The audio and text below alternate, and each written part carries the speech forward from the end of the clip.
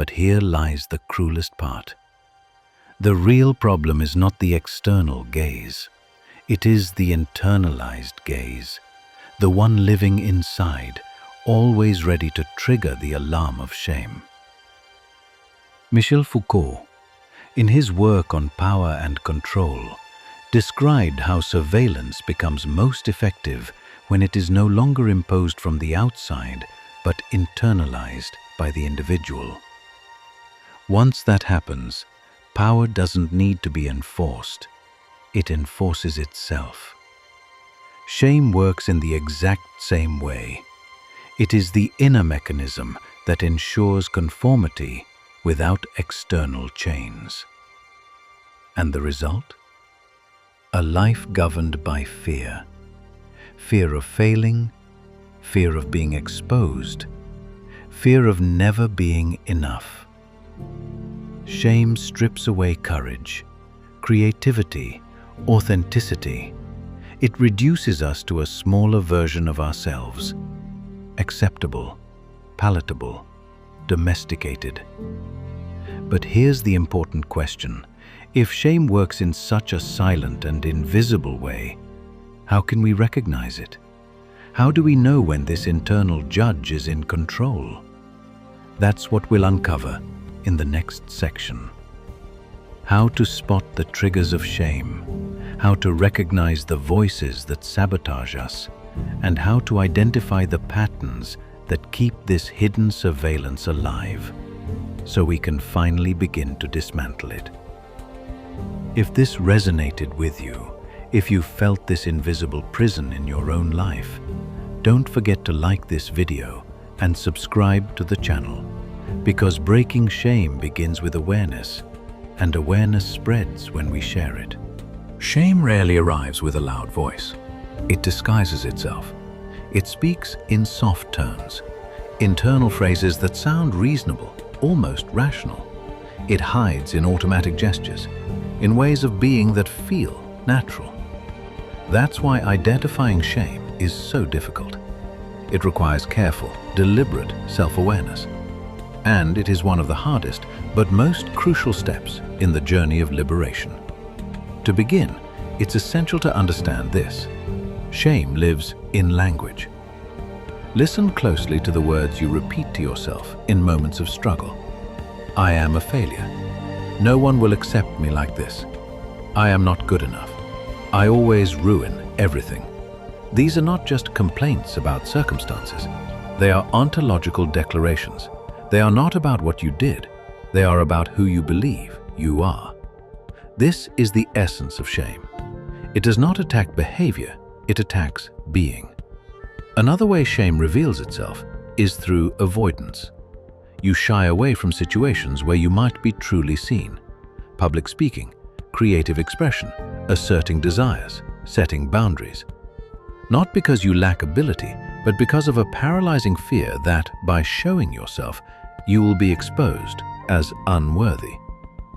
Shame thrives on the fear of exposure.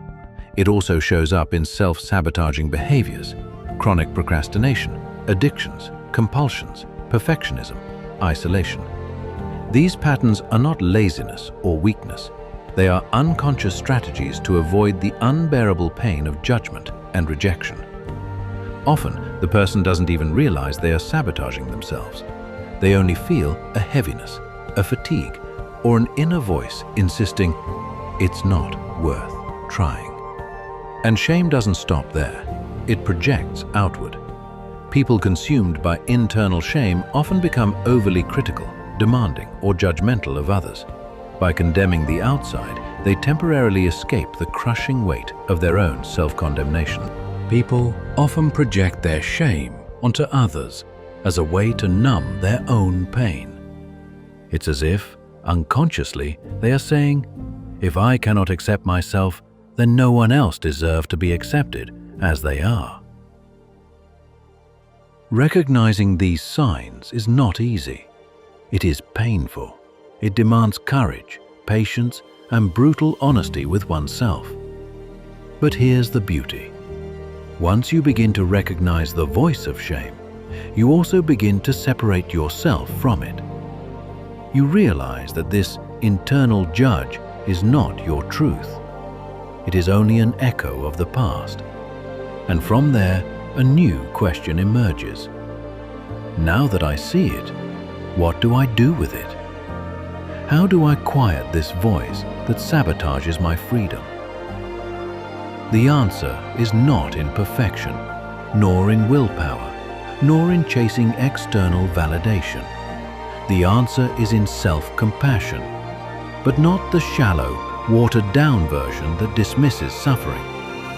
I'm talking about a deep, active, courageous compassion. Because shame grows roots when we believe we must earn love, when we condition our worth on achievement, appearance, or a perfect image that can never truly be sustained. Breaking this cycle is not about forcing positivity. It is about facing the wound with compassion. True self-compassion is revolutionary. It does not mean indulgence. It does not mean pretending nothing hurts. It does not mean repeating empty affirmations in the mirror, hoping they will erase the pain. True self-compassion is the radical act of looking at your most vulnerable parts, your flaws, your scars, your imperfections, without contempt, without judgment, without running away.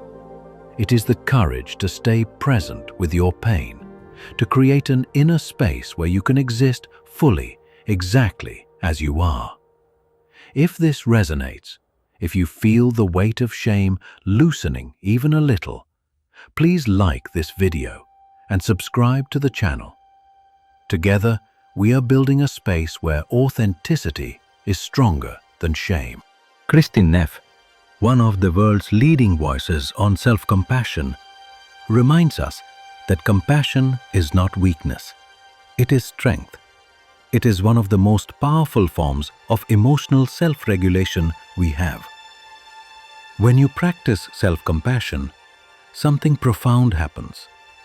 Your nervous system begins to step out of constant alert. You leave behind the threat mode triggered by shame and enter a state of safety.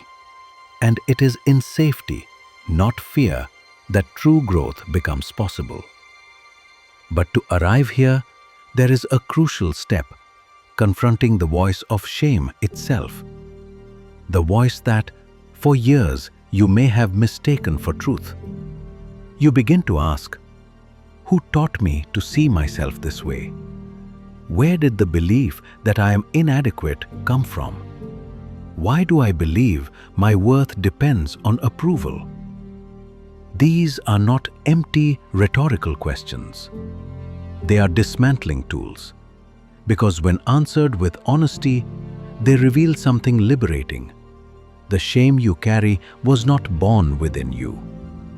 It was learned, and anything that has been learned can be unlearned. This is the turning point, realizing that you are not the problem. You have a problem. That problem is shame, but shame does not define you. Practicing self-compassion means allowing yourself to stumble without self-destruction.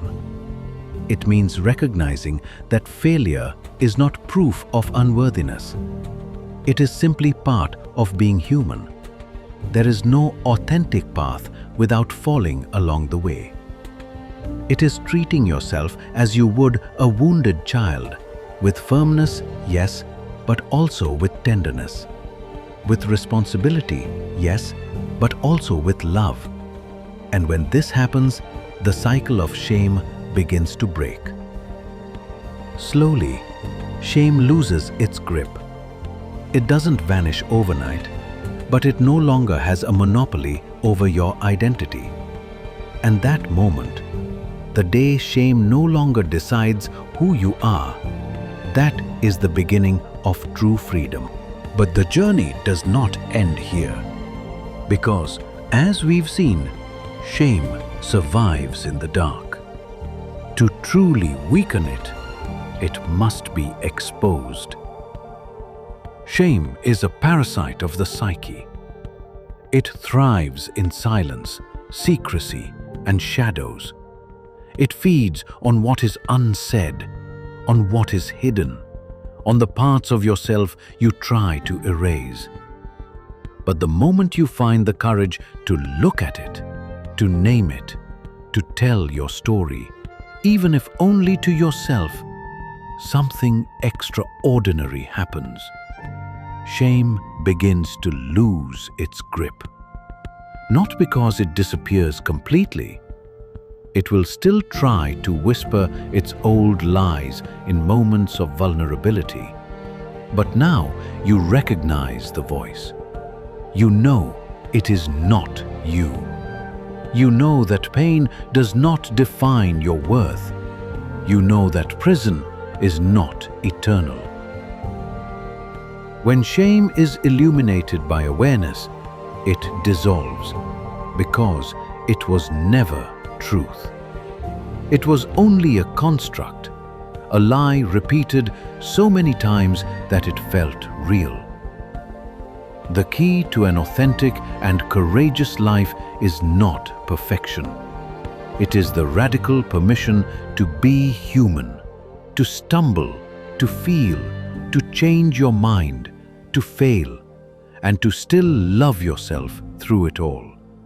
Shame tries to convince you that if you were truly seen, you would never be loved. But the truth is the exact opposite. It is only when you allow yourself to be seen as you are that love, real love, including self-love, becomes possible. You may still carry the weight of words spoken long ago, the scars of looks that pierced, the echoes of experiences that wounded. But now you have tools. Now you have language.